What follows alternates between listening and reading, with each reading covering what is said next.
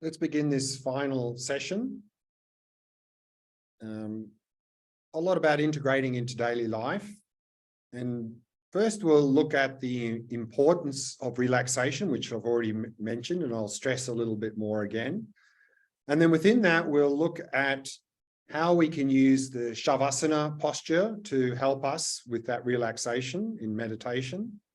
And then some general advice, and then some daily practice advice, and then just a few resources that we can help us in this practice as well, and then Q&A at the end. But first, you wanted a question? Yeah, on the traditional text, it is written that in a proper setting of solitary retreat, you can get to Shamatha, which is the 10th level, in 6 months at least. So, because you did a lot, I mean, you saw it. So what do you think about that? People like us could take to reach Shamatha. Yeah, so the question is that he heard in some traditional Shamatha text that you can, if you had the ideal conditions, you can do it in 6 months. And so again, here the key is the ideal conditions. And also part of that is, you know, historically, at what point do people start at? So maybe our starting point is sort of way back here compared to the meditators from centuries ago. So maybe we've got a lot of work to even get to their start point for starters. And we may be talking many years of work to get to that point, which a lot of those people may have been at. And then, of course, the conditions. I mean, I think now to find really conducive conditions for this sort of practice and retreat anywhere on this planet is very rare, actually. It's very difficult to find. So I think also there we are sort of a little bit behind the 8 ball compared to the people from centuries earlier. But one thing we shouldn't do is that, you know, when we look at this and we look at these 9 stages and we go, well, I'm sort of not even at right, I'm way back. And this shamatha looks so difficult, so I won't even try. I think that would be a big mistake because, you know, even if we can get, like on that model, if we can get, say, to stage 3, and that's not that difficult, already our attention skills are very much improved. Already the quality of our life is very improved. I mean, already there's a huge change in our life. So I think it doesn't matter what capacity we have now, if we start to do this sort of practice, start to make a little bit of progress, we will reap that benefit. And then as we progress, you may find that things change in your life and you can have time and space and conditions to go even deeper. So that's sort of what I would tend to suggest. You know, the thing is that we in the modern world, we get hung up with the results, you know. We want it, and when do we want it? We want it now. I mean, this attitude is counterproductive because it's craving, it's attachment. And if we're craving getting some sort of result in this or any practice, that's going to block us. So we need to get rid of this sort of idea, I want it and I want it now, because that's just not going to help. Yeah. I mean, something I found inspiring in Attention Revolution is Alan Wallace writes, it actually gets easier and easier. The more you do it, the beginning is the hardest, and then it actually just gets easier and easier. It's exactly right. I mean, it's the same as any skill that we learn. Initially, in any skill, whether it's cooking, playing piano, playing some sort of sport, initially we put a lot of effort into it and we don't see much benefit. There's like this hill that we got to climb. But once we get to a certain point, it's like sort of downhill. I mean, we still need to put effort, but then it's really joyful and so forth. But the problem is in most activities and also in shamatha, people start this uphill thing and they get sort of a part of the way up the hill and they just go, okay, well, and then they give up. Whereas if they just keep going, as you said, at some point it'll sort of level off and then it really does become joyful. And that's the same as any skill in anything we learn.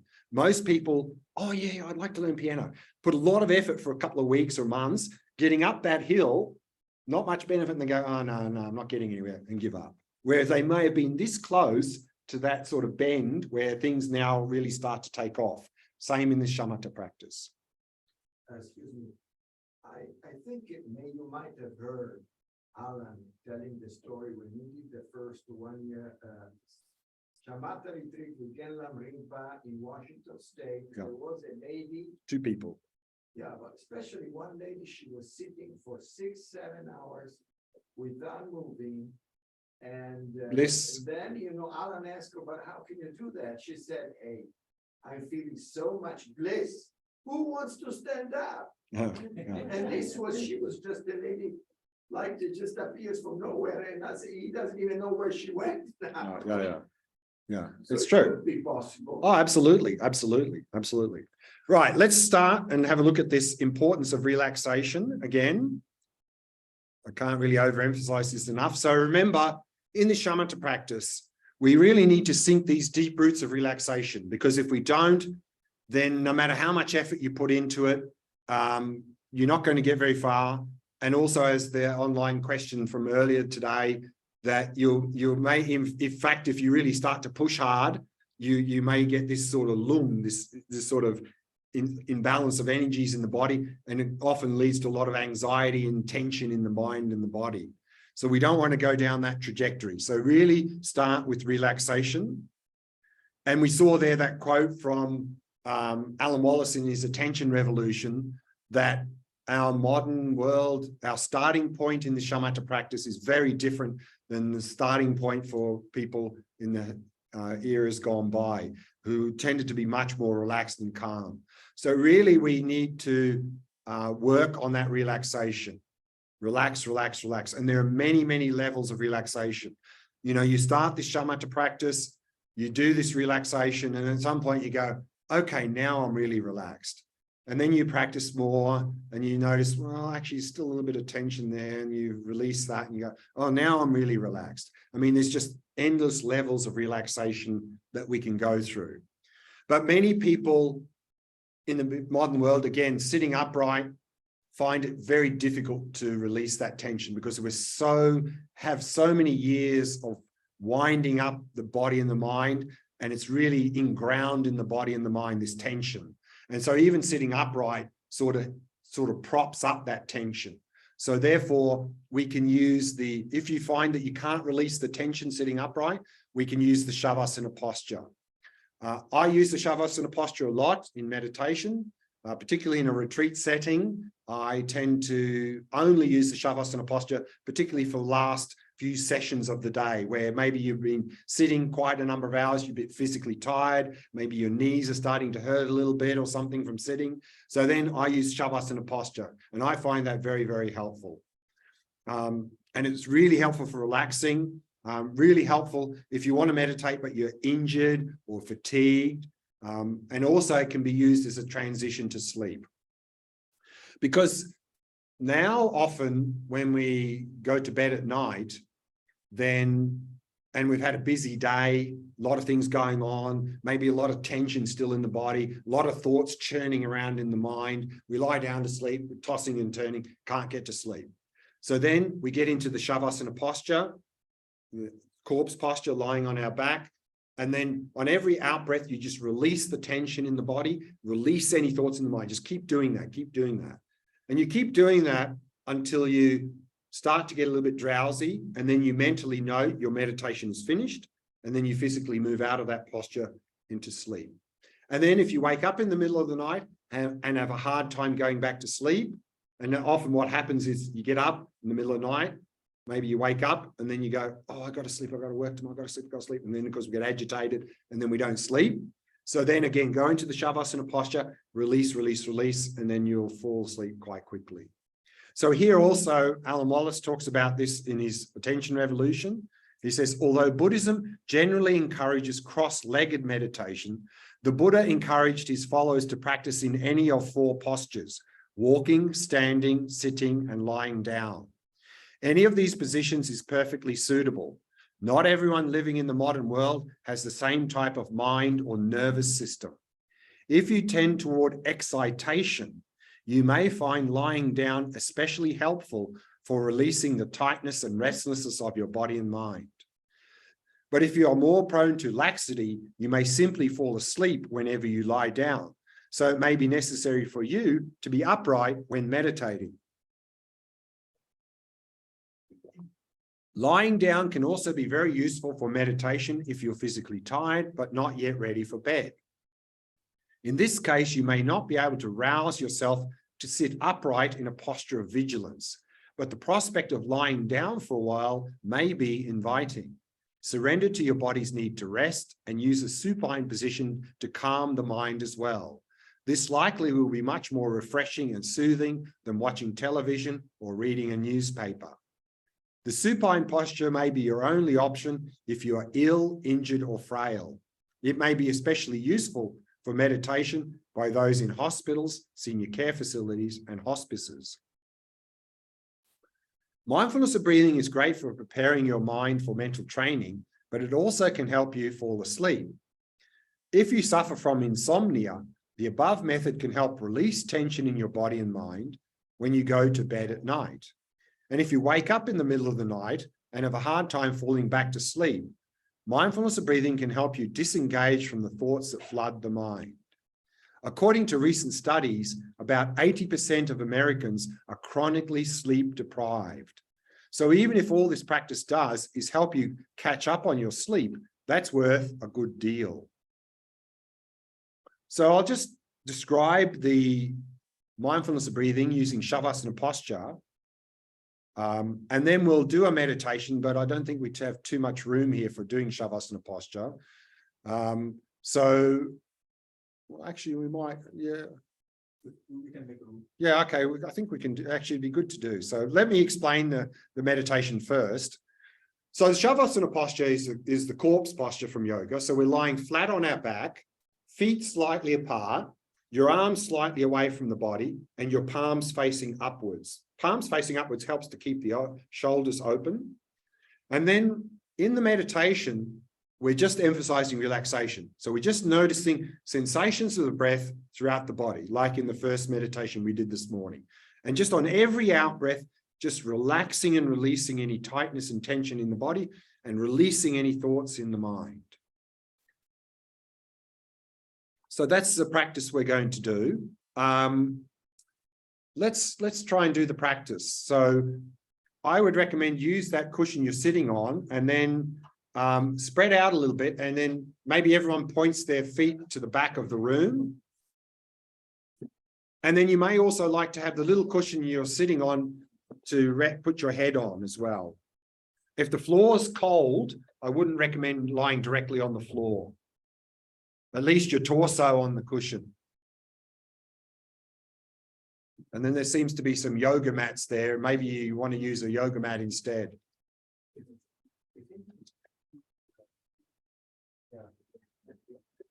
And so again, maybe use your small cushion to put under your head.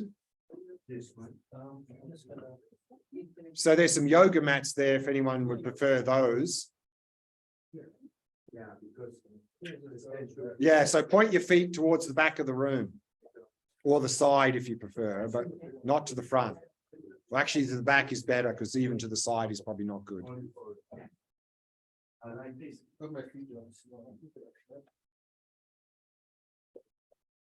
And also, if you find that when you lie down flat, your knees are hyperextending, you might like to even put something under your knees to keep the knees bent a little bit.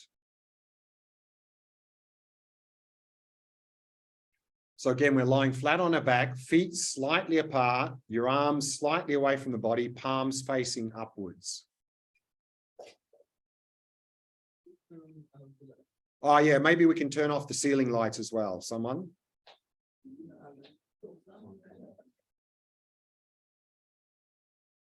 No, it's over here. It's okay.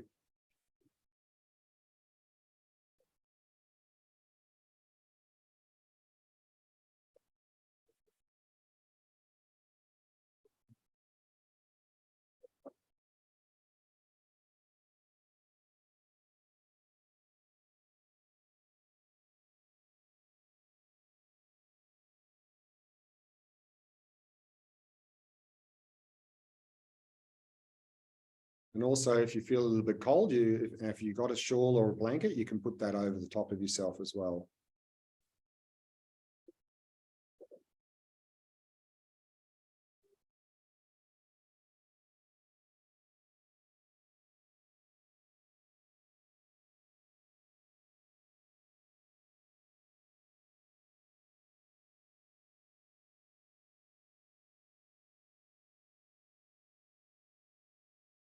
Allow your awareness to descend into the body,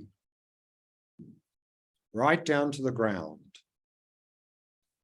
and simply become aware of the sensations where your body is touching the cushion or the floor.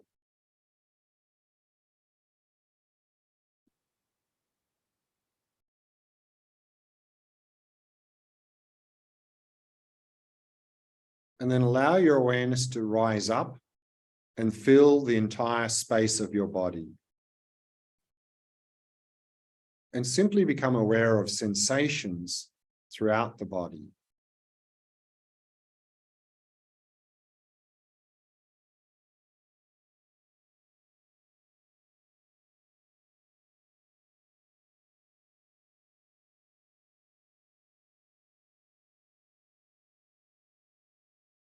And if you notice any areas of tightness or tension in any part of the body, then use the out breath to relax and release that tightness or tension.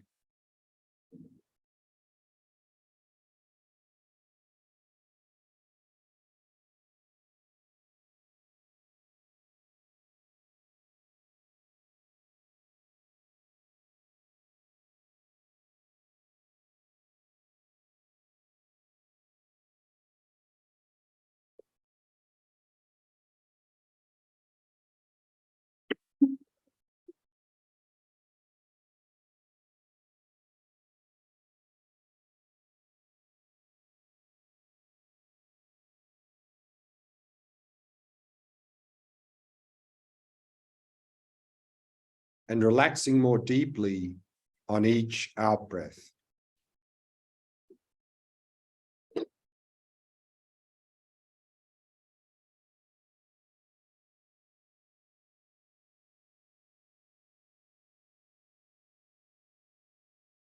And bringing your awareness to the area of your face. And soften and relax all the muscles in the face.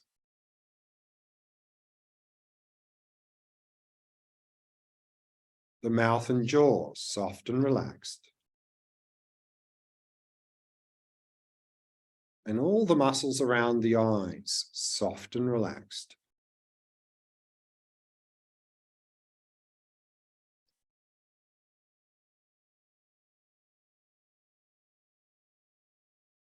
And in this way, allowing the entire body to become completely relaxed, completely at ease.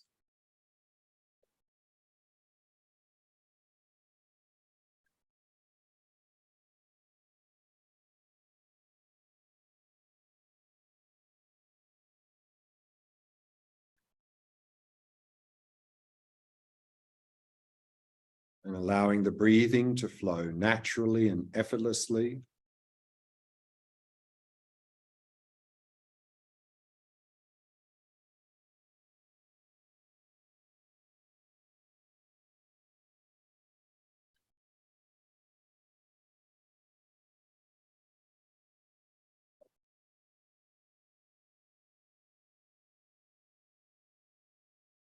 And with each out breath, letting go of any thoughts that may have arisen.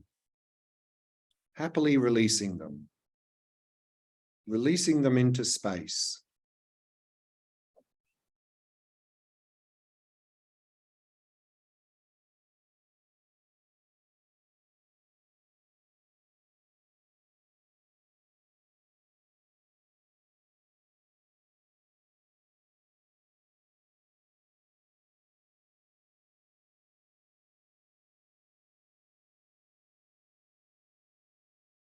And simply allowing the mind to come to rest.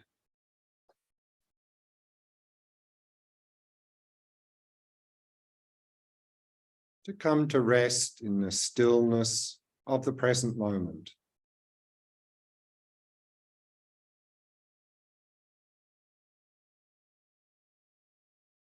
And just rest in that stillness.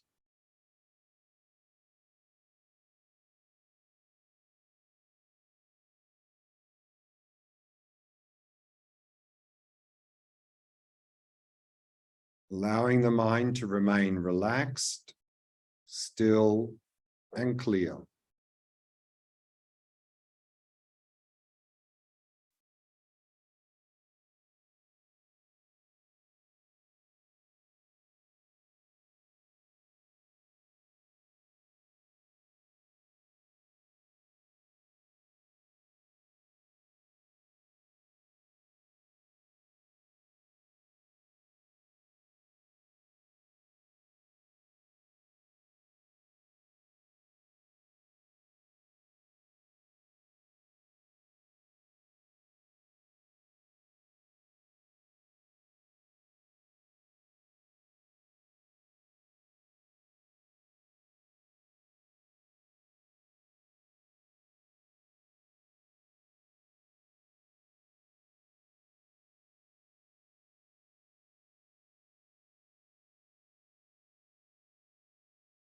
And keeping that very relaxed mind,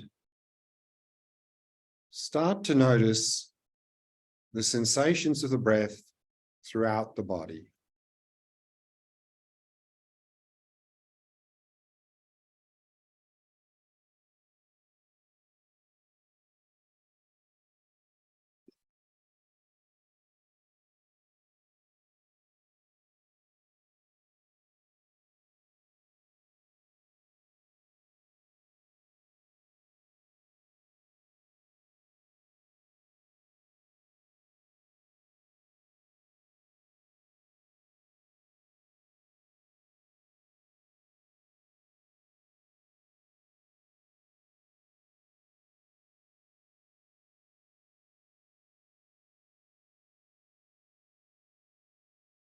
And maintaining that ongoing flow of mindfulness of the sensations of the breath throughout the entire cycle of each in and out breath.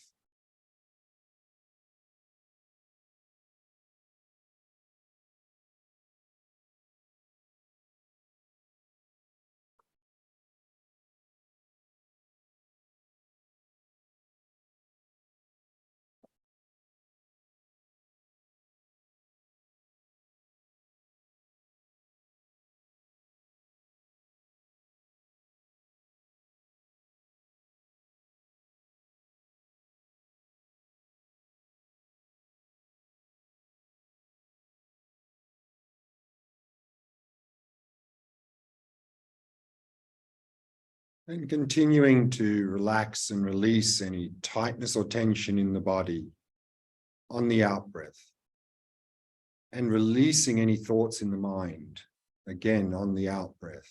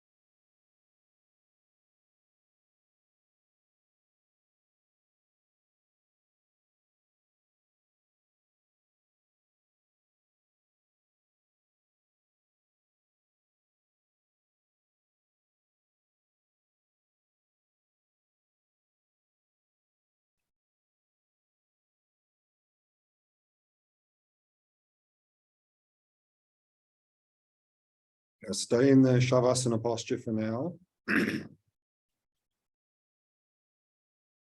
One good way to get up from the Shavasana posture that's not abrupt is you first bend your left knee,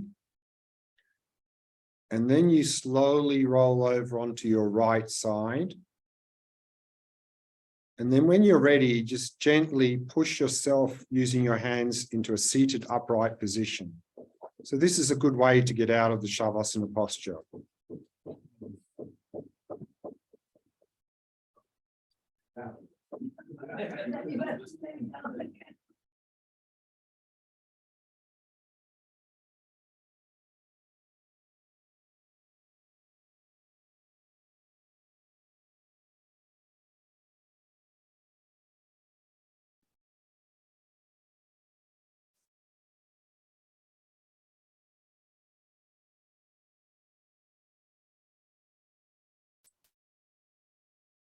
So a couple of tips with using the Shavasana posture. And again, I use the Shavasana posture a lot. If I'm meditating at home in the evening, I generally only use Shavasana posture.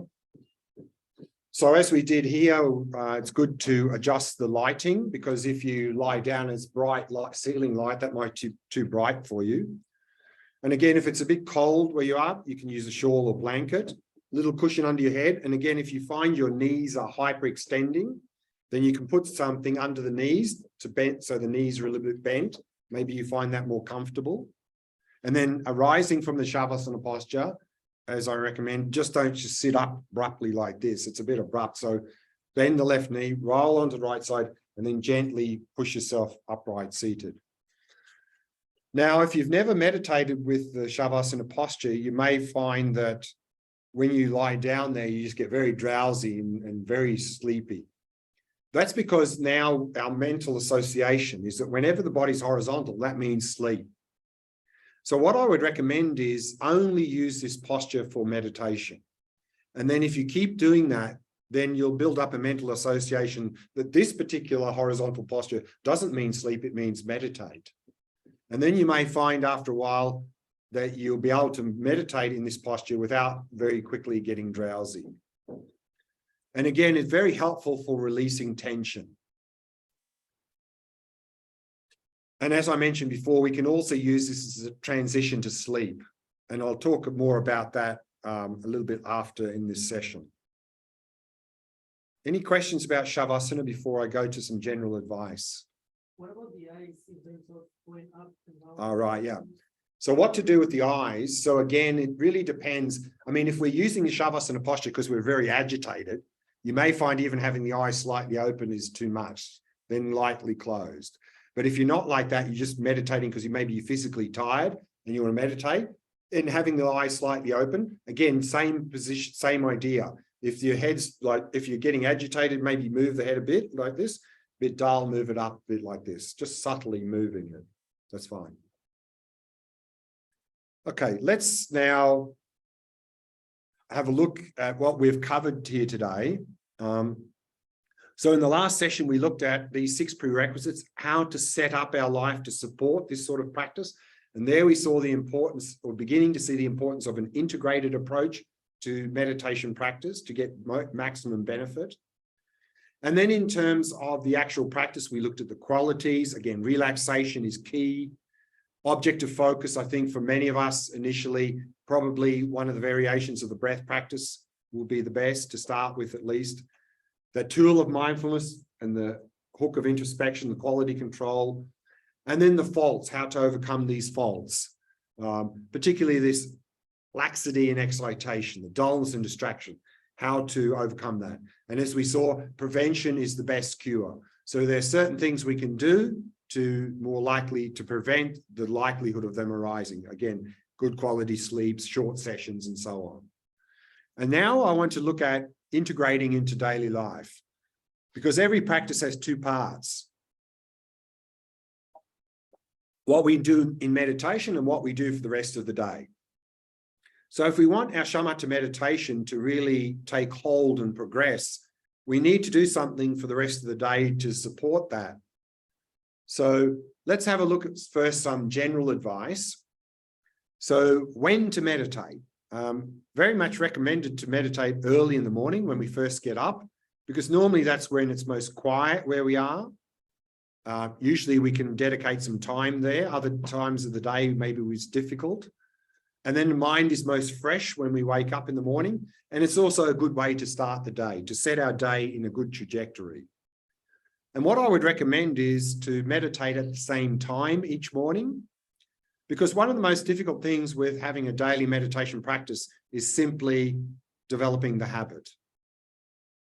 And if we keep changing the time when we meditate every morning, we're not really developing a habit. So pick a time that works for you and stick to that time. And then set yourself some challenges. Maybe initially you say, okay, at this time, every morning for the next 7 days, I'm going to meditate. Do that a few times, those 7-day challenges. Then set a 30-day challenge. For the next month, I'm going to meditate at that time every day. Modern studies show that if we want to start to develop a habit in anything, we need to do it at least 25 days in a row. So this is going to be very helpful. Once you develop the habit, it becomes more automatic. And if you have time, you can do another meditation in the evening. And what's often good to meditate on in the evening is a little bit to reflect on the day. How did the day go? And then we can look at maybe one negative thing we did during the day, and then purify that by regret and so forth. And then particularly focus on one positive thing we did during the day, and then rejoice in that. Just to really have a reflect on the day. How did our day go? Where to meditate?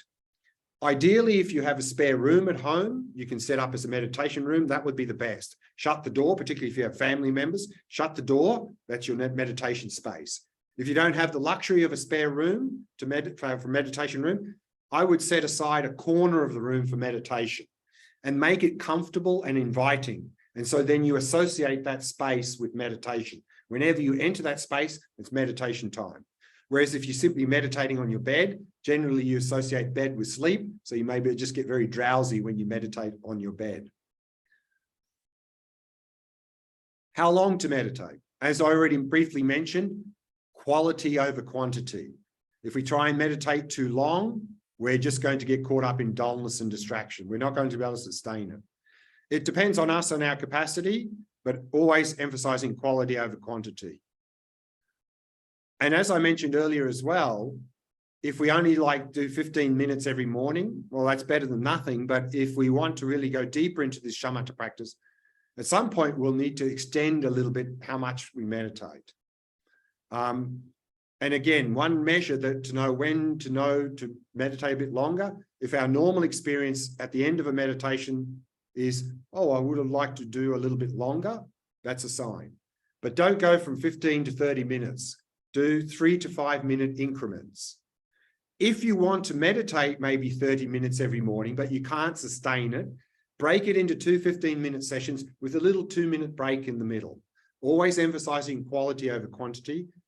Again, use a meditation timer. The one I've used is an app called Insight Timer. There are many available. For the reasons I mentioned earlier, use a timer, very helpful. What to meditate on? In today's sessions, we're, of course, practicing shamatha. And I think that for many of us in the modern world, we have poor attention skills. And so I think as a beginner, it's very helpful to emphasize this shamatha practice, to really calm the mind and focus the mind. And then use whatever object you find works best for you. But as we just briefly saw earlier now, it's very helpful, important, in fact, to have an integrated approach to meditation practice and covering the major food groups of meditation. We mentioned already the foundation practices, these so-called preliminary practices of, for example, reflecting on precious human life and death and so forth, to really we want to have a meaningful life and to inspire us to do something with this life. And then also the two main practices of wisdom and compassion. So therefore, again, I would recommend as a beginner, probably some emphasis on shamatha, but then add some of these other elements, some days at least, on your practice. And here we can be a little bit flexible depending on what's going on in our life, what would be most helpful for us at the moment. For example, if we're feeling very apathetic, very disconnected from others, even low self-esteem, emphasize loving kindness, compassion practices would be good. If we have a lot of jealousy and despair, there's all this suffering out there, then one of the practices in what's called empathetic joy, focusing on the positive aspects of ourselves and others, very helpful. Again, if we find we're very lazy when it comes to meditating, we're too busy, again, as we saw earlier, reflect on precious human life and death and impermanence. And if we find a lot of craving for sensory pleasures, then impermanence, to see that things are changing moment by moment, then there's nothing really to grab out there. And then this view of happiness, to understand this, the real source of happiness is not anywhere out there, it lies within our own mind. And that's going to help to release that craving and attachment. And then also what I would recommend as a beginner is to, when you're not familiar with the various practices, is to listen to guided meditations so that you know what the practice is, you know what the steps of the practice are, to learn the practice. But what I would recommend is after some time to let go of that, because if you just keep listening to guided meditations, we get a little bit lazy. We just click the play button and we sort of like space out and we sort of think we're meditating, but we're not really. So once you've learned the practice, let go of that and just do the practice, because now you know the practice yourself. And we need to make effort if we want to make some progress in anything in our life. But here, when we hear the word effort, it's not like we have to grit our teeth and push hard. That's not effort. In fact, effort in Buddhism is defined as a mind that delights in virtue. So if we're happy to do good things, it becomes effortless. And so by reflecting on the benefits of any of these practices, the Shamatha practice and other practices, then we'll happily do the practices. And that's effort, joyful effort, enthusiasm. And so therefore, it's very important in these practices to turn this into some sort of hardship that we have to endure. You know, oh, I have to meditate again this morning. Oh, it's so hard work. Oh, if that's our state of mind, then we're not going to go anywhere. So maintain a joyful mind by understanding the benefits of the practice. And then even if it's difficult, because we see the benefits, we'll joyfully do it. Like things in our life now. Sometimes we do difficult things that we really enjoy because we see that we're getting a lot of benefit from them. And continuity is the key to progress. So continuity means not only to train the mind on a daily basis, but have a daily meditation practice and integrate what we are meditating on into daily life as well. One thing we really need to avoid is unrealistic expectations. You know, often people come into some sort of spiritual path, they learn a lot of new interesting concepts, and they think, okay, now my life's going to completely change because I have a new, better understanding about myself and the world around me. That's not going to change anything, because our behavior is not driven by intellectual understanding. It's driven by instinctive habits. So if we really want to start to benefit, we need to bring this intellectual understanding into experience. We need to internalize through meditating and integrating into daily life. Then we can start to notice some change in our life. And also the other expectation that we mentioned earlier is sometimes people have this expectation that my meditation practice will get better every week. No, it won't. In the short term, a lot of up and down. Long term, yes, maybe months or years, you hopefully will notice some improvement, but have a long-term perspective. And then when we're faced with difficulties in our life, difficulties in meditation, not to see them as some problems or obstacles, but as opportunities. Because actually, if we look at ourselves, when did we most develop as a person in our life? It's not when things were going well. When our life is going well, we just sort of float along and not really develop. It's only when we're faced with difficulties that challenges us. That's when we develop as a person. So when we face difficult situations, to see them as opportunities to develop ourselves, to further ourselves, not as problems or obstacles. And then the last point, again, I can't overemphasize this point enough, is the importance of these like-minded friends that we mentioned earlier in the 6 prerequisites, the idea of spiritual sangha. that if we really want to start to make some headway in our life, we need help. Find these like-minded people, get connected, meet together regularly, maybe even meditate a little bit together, support each other. Then you'll have some help to start to move against the stream of modern society. And now some daily practice advice. So motivation is key in everything we do. And I think it's very helpful to, as soon as we get up, to set the motivation for the day. And here, a motivation from His Holiness Dalai Lama I really like, which Dalai Lama says, every day, think as you wake up, I'm going to benefit others as much as I can. So I think we start each day with that motivation. We're heading in a good direction to start with, starting the day. In the morning, again, recommend to do your daily meditation practice first thing in the morning, same time, quality over quantity, always emphasizing this. What to start with. Again, I think for many of us, Shamatha is a good place to start, calming the mind, focusing the mind, but having an integrated approach. But I think one other area that for most of us is very important to start with in any sort of spiritual path is loving kindness and compassion, because we tend not to have so much of that in the modern world. So if there are two practices to start with, I would recommend Shamatha and some loving kindness, compassion practice. These two. These are a good place to start, and then we can add more other practices after that as well. What to do during the day.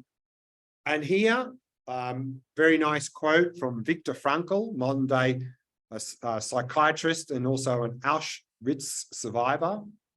He says, between stimulus and response, there is a space. In that space is our power to choose our response. In our response lies our growth and freedom. Now we tend to be stimulus reaction machines. We receive some sort of stimulus in daily life, and based on our habit, we just simply react. So we don't have any freedom to choose because we just react. But there is a gap between stimulus and response. That gap, that window of opportunity may be very short, maybe a couple of seconds. Without mindfulness, it would be difficult to choose the response because we'll just react out of habit. But if we practice shamatha and we strengthen our mindfulness and we continue to work on mindfulness throughout the day, we will be able to gain access to that little window between stimulus and reaction. Then we have access to that space. And then we can, instead of react out of bad habits usually, we can choose to respond rather in a better way with loving kindness and compassion. And that's where Viktor Frankl says, there lies our growth and our freedom. So to gain access to that space, we need to continue to cultivate mindfulness through the day. Seed the day with mindfulness. To help us to do that, use triggers to remind us to be mindful. Triggers like such that anytime we notice any tension in the body and the mind, stop whatever we do. Or we can use apps, mindfulness apps. There are many apps that can send a signal, a bell, maybe once an hour, or even a smartwatch can do the same. So when we have these triggers, then whatever we're doing, we stop what we're doing and we do a little mindfulness exercise, maybe just focusing on the breath for 3 breaths and seed the day with mindfulness. And then we'll start to become more and more mindful through the day. Then we will start to have access to that gap, that window of opportunity. And instead of reacting, better responding to what we face. And as we saw earlier in the prerequisites, to really let go of that obsessive compulsive thinking, to don't just simply allow the mind to get caught up in it.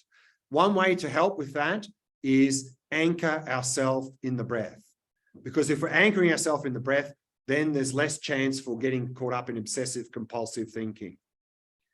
And then adopt this witnessing mode in daily life. Again, with mindfulness, gain access to that window of opportunity and just notice what's coming our way, sensory and mental, what stimulus is coming.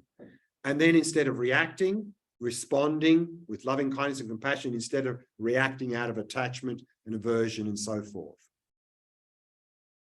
And then what we can do at the end of the day, we can do two things. When we go to bed, get into this Shavasana posture that we just did in this meditation. First thing, review the day. How did our day go? And here, I think, in the modern world, we have so much focus on the negative, obsessive focus on the negative. So much so that in a given day, maybe 95% of the things were good, 5% not so good, and at the end of the day go, oh, geez, I was an awful person today. We have this obsessive focus on the negative. And there's modern day philosopher William James says, what we attend to, for the moment, what we attend to is reality. So if we're only attending to negative things within ourselves and others, this becomes our reality, which is distorted, is biased. So we need to balance. We need to also focus on the positives because we have so much focus on the negative. So at least what we can do at the end of the day, when we go down in the Shavasana posture, review our day. How did our day go? And then pick one good thing we did during the day. Rejoice, be happy in doing that, and resolve, make a strong determination to do that again the next day. So that's going to increase our positive habits. And then also think of one thing you received during the day. And every day we receive hundreds of things from the people around us, from the world around us, and then have gratitude for that. And if we just do those two little simple things at the end of the day, I think you'll notice a big shift in our perspective of ourselves and others and the world around us. A very positive impact, which will inspire us to do more good and help others as well. And then the second thing we can do is this Shavasana posture, use it to transition to sleep. So then on every out-breath, releasing any tension in the body. On every out-breath, releasing any thoughts in the mind. Keep doing that until you start to get drowsy. And then you mentally know, my meditation is finished now. And then you physically move out of that posture into whatever posture you use for sleep. So this is how I think we can end the day on a good note in a very easy, simple way. And we all have time for this because we're already in bed when we're doing this. And then finally, resources. If you're interested in this Shamatha practice and you want to read more about it, I highly recommend this book from Alan Watts called Attention Revolution, the one I've quoted from a number of times in this today's workshop. And then also I have my own website, glensvensson.org. And so if you want to listen to more in-depth teachings on this and even some retreats, I've led a lot of courses and retreats on Shamatha. And so you can go to my recordings page, particularly the first one in the recordings. It's titled Since 2020. There's a lot of stuff there on Shamatha and also these other practices that I briefly mentioned as well that you can listen to and if you're interested. And also if you're interested, if you have any more questions, and you can, I have a contact page on my website. You can send me a message and I'll try and help you in any way I can. So that's resources, and that's all I really wanted to cover today. We've still got a little bit of time left for any questions. So before we wrap up, does anyone have any questions about anything we've covered today?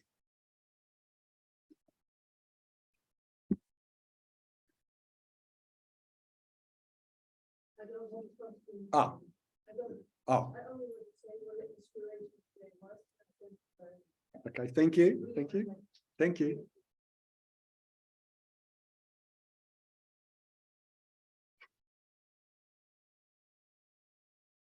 Oh, seems like there's no questions. Okay. Well, then I'd just like to wrap up by thanking HBMC for inviting me along here. I hope to come back again and again in future. And I'd lastly like to thank all of you for making the time and effort to come here, and also the people on Zoom, the time and effort to watch this event here today. I really hope you got something out of it. And if you did get something out of it, don't just leave it as some sort of nice memory, but rather if you found something beneficial, please use it, integrate it in your life, develop yourself, become a better person, a more kind, compassionate, wise person, and then really try to help others around you as much as you can. The world certainly needs a lot of help. So thank you very much. Hope to see you again in the not too distant future. Thank you. Thank you.